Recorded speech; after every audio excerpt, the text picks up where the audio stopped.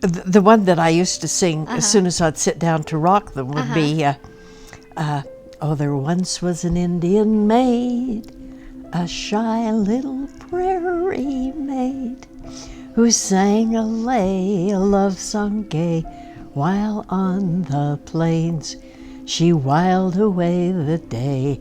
Oh, she loved a warrior bold, this shy little maid of old. But young and brave he rode one day to battle far away. Oh, the moon shines tonight on pretty Red Wing, the breeze is sighing, the night wind crying. Far, far beneath the stars, her brave is sleeping, while Red Wing's weeping her heart away. And you know, Mama used to sing that song, and Mother couldn't sing. Daddy did. I could.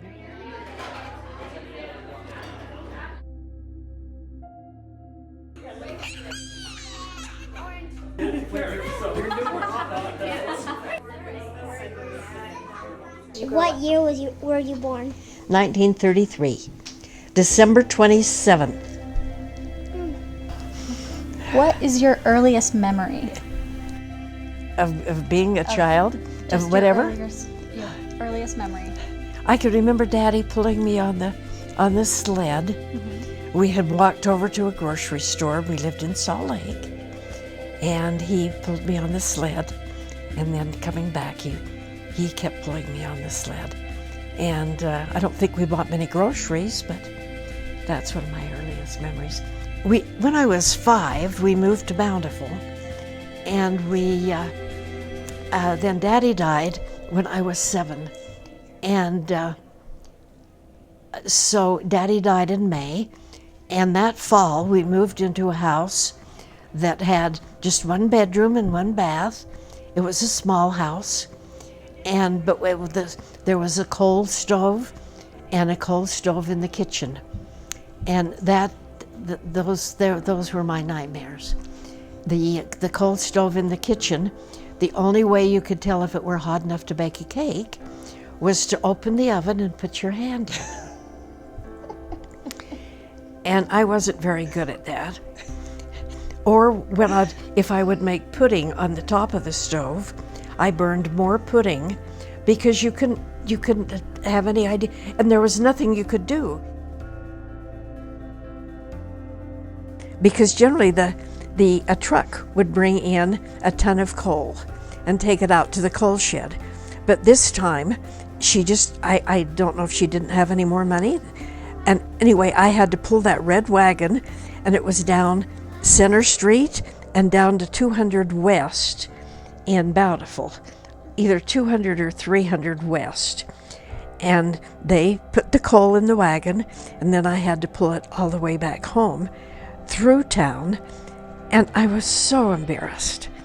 And I must have been Why were you embarrassed? 11, just to be pulling coal. None of my friends had to pull coal in a red wagon. I forget 11 is very sensitive. And Mama said that was false pride. I didn't think it was false pride at all. It was real pride. It was real pride.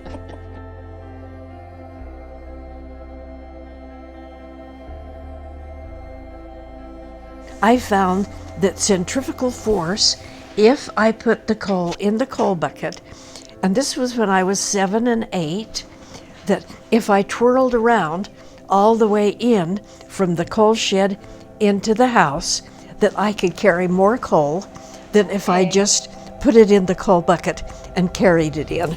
And that's silly to learn that. And so I had to stay home and tend David, and then I had to after that, I would pick David up from nursery school when I was in the 6th grade and come home and build fires in the kitchen fireplace, in the kitchen stove, and in the living room stove. To this day, if I see wood that is about this long and just about this big around for the kindling, I still think that's just the kind. Truly, I still look at wood as kindling to build a good fire because that was such a chore.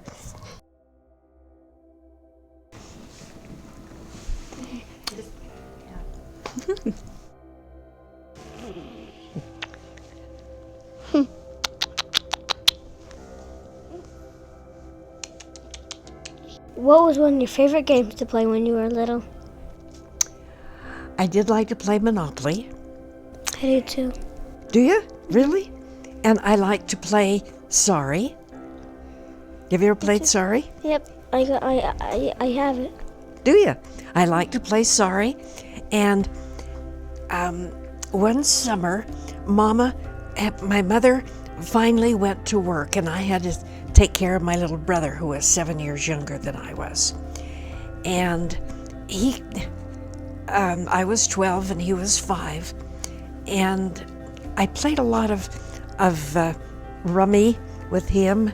Have you ever played rummy? No. Well, it's not that great, but anyway, it was something to keep him entertained. So, what was your favorite movie when you were a kid? Oh my goodness, my favorite movie. The movies were quite different. You know, not many of them were in color. A lot of them were in black and white. And when we got something that was in color, we wanted to see that movie. And I can't even remember the first colored movie I went to. But every Saturday, well, not every Saturday, but they had movies that were continued to the next Saturday and then continued to the next Saturday. And they were Westerns, and I liked Westerns. I always wanted to be a cowgirl. What was the first book that you read? Heidi.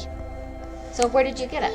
The library? I think I got it we didn't have a library in Bountiful till I was in high school. Oh, that's Really? very sad. Really. And he would buy me books. Would he? And so I read Little Women, but that's when I didn't like the name of Beth because she was such a wimp in the book.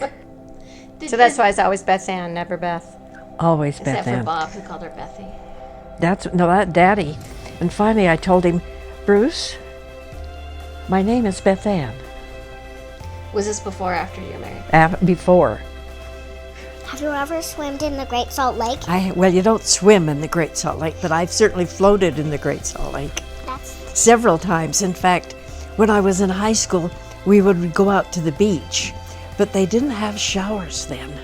And so if you went into the water, you were salty till you went home and took a shower. It was really not very comfortable.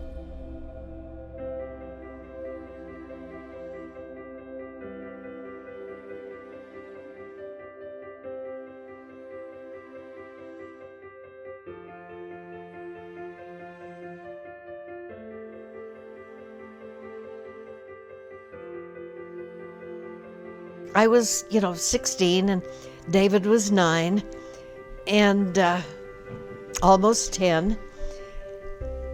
But we were getting, I was starting to date some, and I hated to leave Mama alone with just David, or if Auntie were there.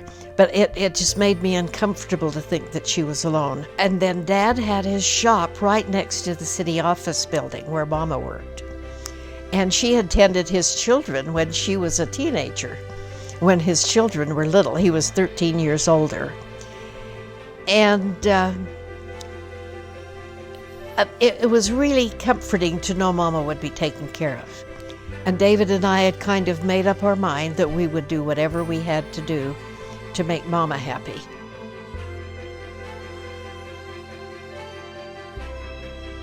How's being a drum majoretta? It was, I never felt that, nobody ever taught me anything.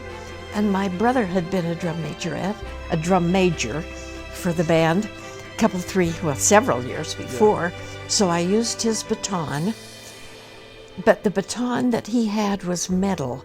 Even the head of the baton was metal, and it was so heavy. And if I got them to play, then I had to keep my arm up all the time, and that was hard work. Yeah. That was hard work. How did you meet Aunt Maxine? In high school. We had a shorthand class together. She was in drama. She was really good. And I was in drama, and I was really mediocre. And but we just hit it off. And so Bruce's sister, Nancy, had shown us pictures of Bruce and Bob. And just, like teenage girls will do, we decided which one we wanted. And I chose Bruce and she chose Bob. No. Did you ever get into any trouble with her? Did you ever do anything that you... I'll never tell. Oh no, that's what this is all about. You're supposed to be able to... I'll never tell. This tells me there's more. You're not telling us something. You're right. You went to Texas too with her? Or? We did go to, when the men finished their initial training in the Air Force, Maxine and I decided we would go down to San Antonio. And I started playing the ukulele just for fun. And so she started playing it. And we did some programs together with our 3 or 4 chords that we knew. And so we took the bus down to Texas, and 44 hours on the bus. And we were there 44 hours. And then we came back 44. But anyway, we took our ukuleles on the bus, and we had everybody on the bus singing with us. And it was just fun. You have to be young and dumb to do things like yeah. that. How did you meet great-grandpa? He taught Sunday school at my girlfriend's ward, and I had met him before, but he just kind of ignored me. And they were having for New Year's Day, they had a roller skating party, and my friend invited me to go. He taught the class was going roller skating, and so I went. And then after the roller skating, we went up to his home, with his parents' home, for something to eat. And he told me that if I would stay and help him do the dishes, he'd bring me home, because I lived about 15 miles away from his home. And so he had to take me home. I didn't have a car. And so, of course, I stayed to do dishes.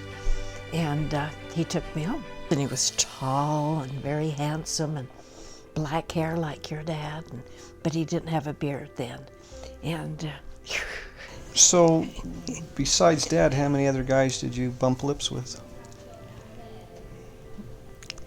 not that many. That's another evasive answer. True.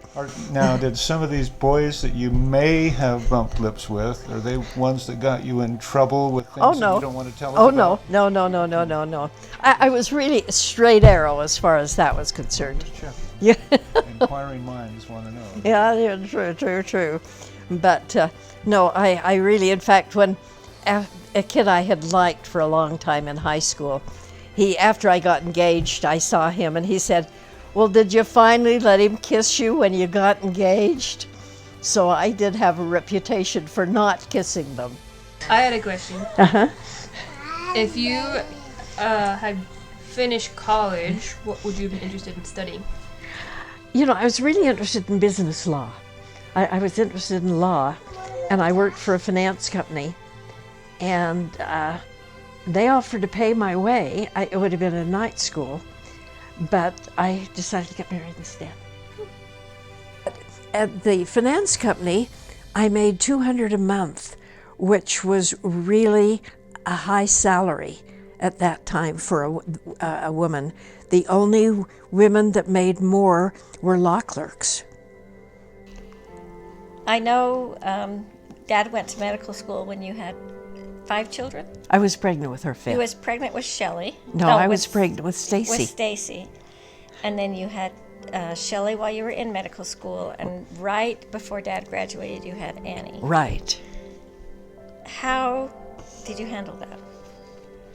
I don't know. I've always said you had to be young and dumb to be able to do that. And we had a place to live in that was smaller than this apartment here. And so there wasn't much room for the kids, or me, or Bruce.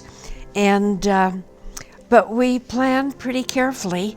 Grandpa got home from work at a certain time, or from school, and we'd have dinner. And then he would maybe have 10, 15 minutes to play with the kids. And then he'd go back to the library to study. And then he would stay until 10 o'clock. And then he would come home. And I would ask you kids if you wanted me to read to you or if you wanted to watch television. And there wasn't, and the television was black and white too. And small. Yeah, we had a small television. And the kids always wanted me to read to them instead of watch television. And so it really wasn't a bad time. There were a lot of children in the neighborhood. And You know, I admire what you did to get everybody through, to get through medical school. I think that is a remarkable achievement. That to graduate with 7 kids is truly remarkable.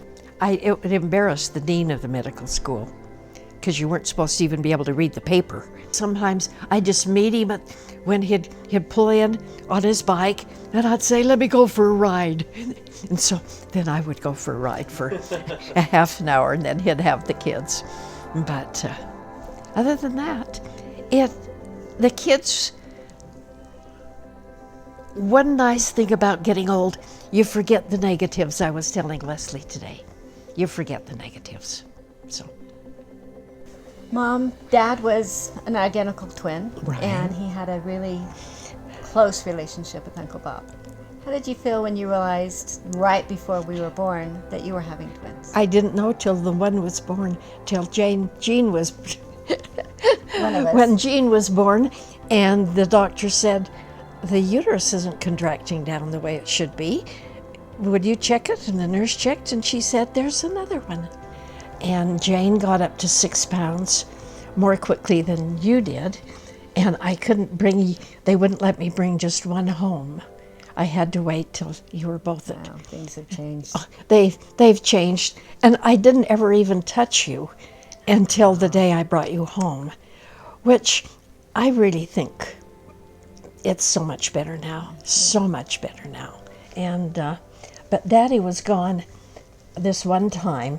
He was going to be gone for 7 days, and on the 7th day they called and said that he wouldn't be back. It would be one more day. And I was so tired. I just sat down and cried. I really did, because All mothers can relate to well, that. you know, getting up every 2 hours or so every night for all those nights. Well, I've always admired you for raising us as individuals instead of a pair. And I think I'm so glad. I can't tell you how wonderful that was. Because people treated us as one Right. of a pair, that you never did. No, And that I was so determined that I was not going to treat you. No, Yeah. you didn't. Yep. So Good. thank you. Thank Good. you. You're welcome. You're welcome. 'Twas my pleasure. But when you first got pregnant with Stacy, Brad was still little, really. I mean, a baby. He was. Yeah. And And the twins weren't that much older. no. But I really didn't resent a baby, because I really did enjoy the babies, but I didn't see how I was going to manage with Stacy. And my doctor just slid a box of Kleenex across the desk and said, "You'll do just fine." I was in tears. Oh, yeah.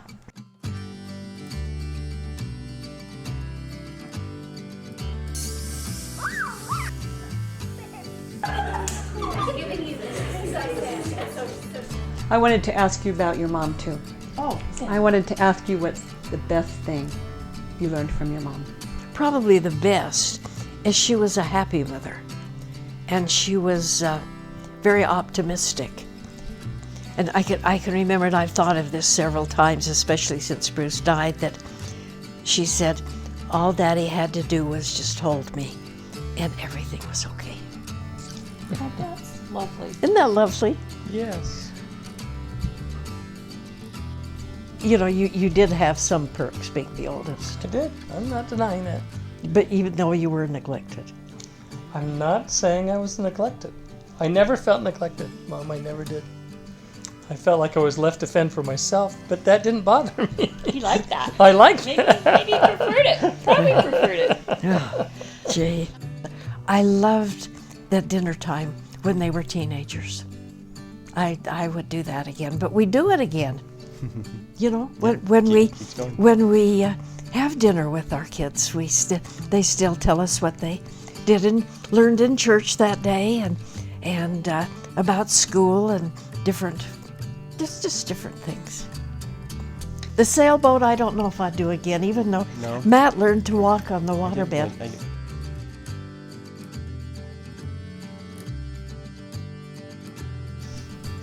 So what are, when you look back on the years, what are some of your best memories?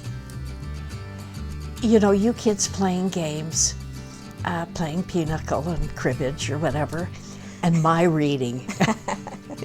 Or my telling you stories. Oh, you told good stories. I remember that now. I've kind of forgotten. Yeah. I really enjoyed telling stories. But we did fun things like charades and Oh, Papa was so bad at charades, it was hilarious. He could not act. He couldn't. He could not act. One thing that, I don't know if Rourke and Jim remember, policy was, doesn't matter what time we got home, we still had to come and say, we're home to Mom and Dad. So that was something that, you know, late or not late, and they just wanted, you know, Dad might be snoring, but Mom would always want to know where we went, had a quick little conversation. And we never had a curfew. Didn't have a curfew. It was more or less, if you were out for a reason, you were out for a reason. Mom and Dad had the old saying is teach people the correct principles and govern themselves. They were really good about Dad's and Mom's philosophy. There was consequences, and you'd pay for the consequences, and so there was not experience a lot of things, and if there was a consequence, there was a consequence. And Rourke and I both did a lot of things, you know. I still remember going on a river trip and work a summer and forget to call home for 4 months. Weeks. Well, anyway, he would. And he'd get off the river, and then he'd head out in the wilds. But I would forget to call, and it wasn't till my kids were on river trips I realized how understanding, and there was never anything more than I'm glad you're home safe, you know, did you have a good time? Final thing, their example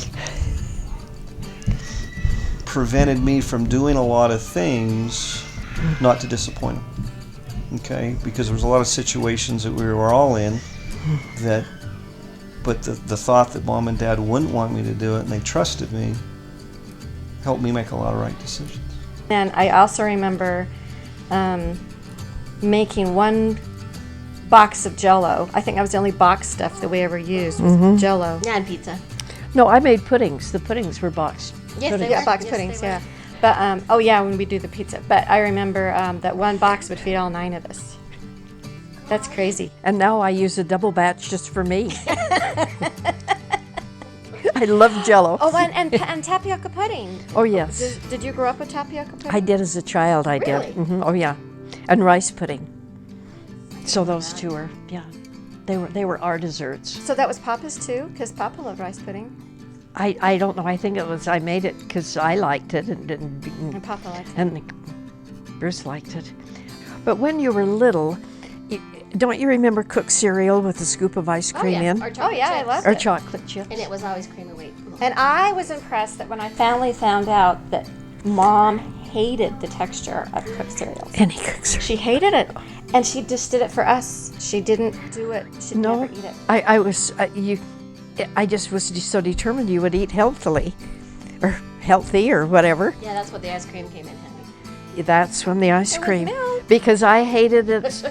I hated the Texture. the texture, especially oatmeal. I could tolerate cream of wheat occasionally, But not oatmeal. but not. Oh, I loved both of them. Oh, I loved couldn't. them. And but if we could, and that was because I don't think we ever had ice cream, just a dish of ice cream. I don't remember. It would be in pudding or in breakfast. The chocolate cake recipe I got while we were in medical school. It was in a Woman's Day magazine. How old that is. And We've been making that cake for longer 50 than I've been years, alive. well over 50 years. Yeah. yes, and the brownie recipe was at Nancy's. Oh, really? Yeah. And a lot of people don't like that recipe. They're using new ones. It's blasphemy.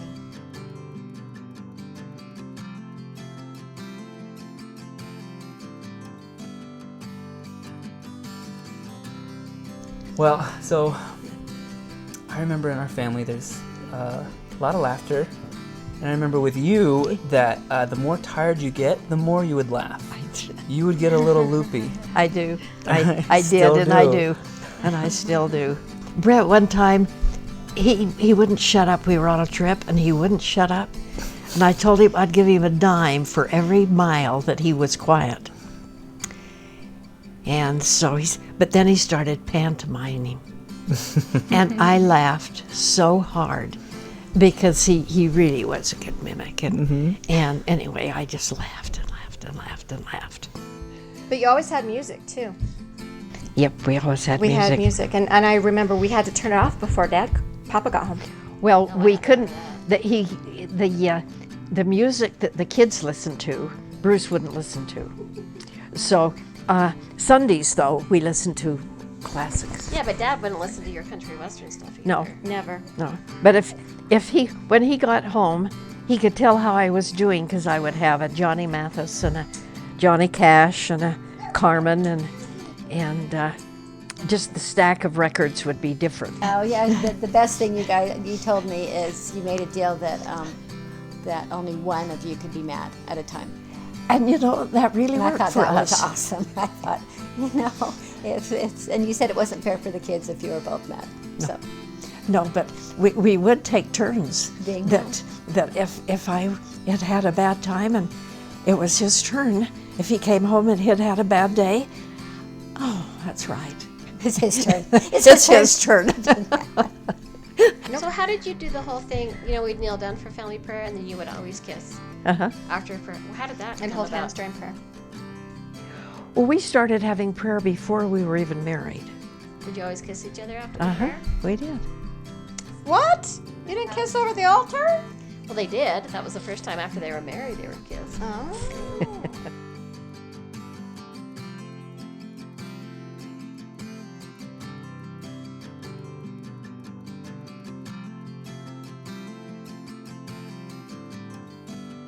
The first time I actually met you was with Shelley at ZCMI. At ZCMI. Yeah. I can remember. You were a model? Mm-hmm. Well, I wasn't a model. I was a yes, young you were. timer. I was doing some sort of... I was, as far as I remember, I was pleased when he started dating you. All the kids called it the chocolate orgy. It was fun. It was.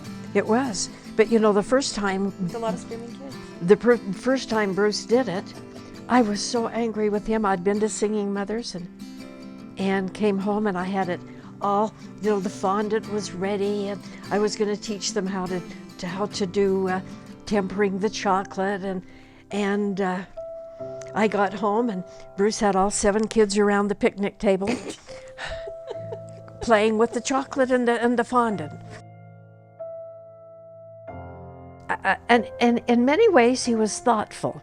In many ways, he was the most dense husband you could have asked for.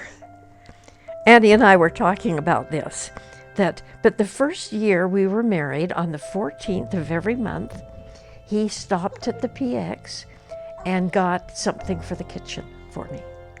Because you were married on the 14th. We were married on the 14th. So he remembered your month anniversary?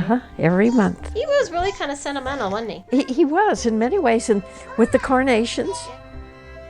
The first time I could really remember Daddy reacting in a way that was uncharacteristic is when you were playing pinochle. Yeah, that's what I remember too. That's what I remember. And he made some really bad moves, which he didn't do, because whenever he did, that's when he would yell at us like, "What the hell were you thinking?" I know. That's pretty much what he said exactly.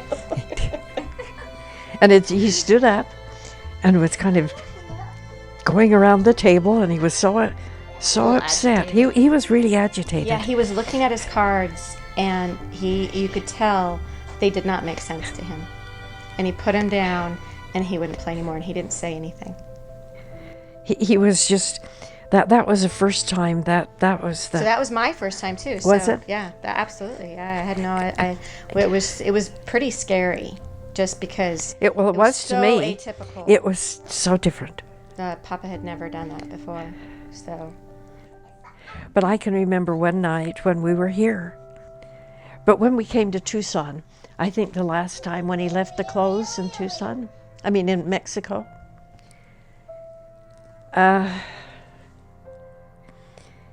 he stood by this door and he said, "What's happening to me? Oh, really? I remember you telling me that. What's happened?" That would have been horrible. It was. It really was. And I tried to be logical and, not make a big fuss and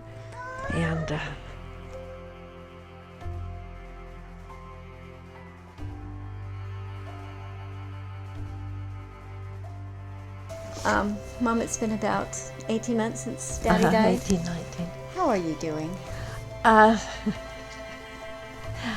Actually, I have days that I haven't had too many meltdowns.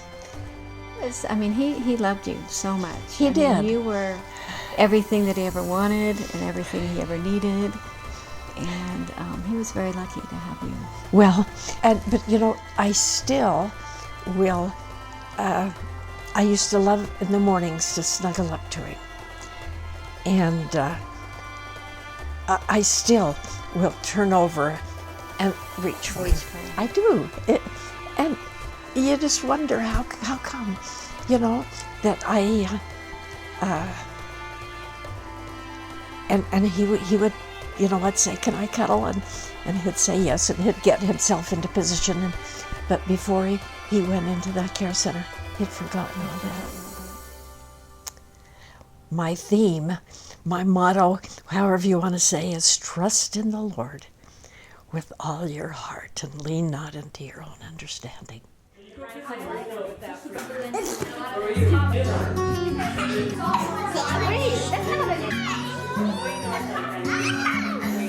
What's your favorite animal? Well, not many. I think I like a dog. But I like the kitty too. I like cheetahs. And I like You dogs. have 2 dogs, don't you? And I like dogs. What's your favorite food? I have 2 What's dogs. my favorite food? Ice cream. How is your favorite color? Blue is my favorite color. What's your favorite flower? Rose. I love roses. I have pink roses and red roses. Yeah, I like red roses. But they died. Does All roses are gone. Oh, they are. But Hey, did you know I have a grandma that's named Stacy. you do, and you know what? She's my little girl. I know, but she's grown up. I know she's grown up now. She's our grandma. She's too. your grandma too. Yes. Oh, that's a great. Oh my gosh. What's your favorite color? My favorite color is blue. What's your favorite color? Red and pink. Red and pink. Is yours color? My favorite candy is all of them. I love chocolates. My gosh, that doesn't happen very often.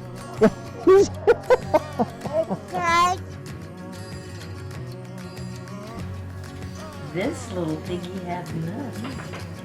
And this little piggy cried, wee, wee, wee, wee, wee, wee, wee, all the way home.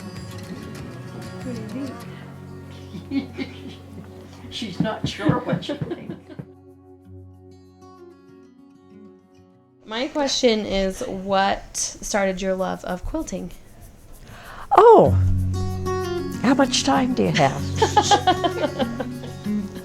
I've always admired and like my mother and just your talent with fabric, your ability to pick out colors and patterns and put them together, and your minuscule stitches, and just everything looks so amazing. And I love that, and I love that we have that heritage.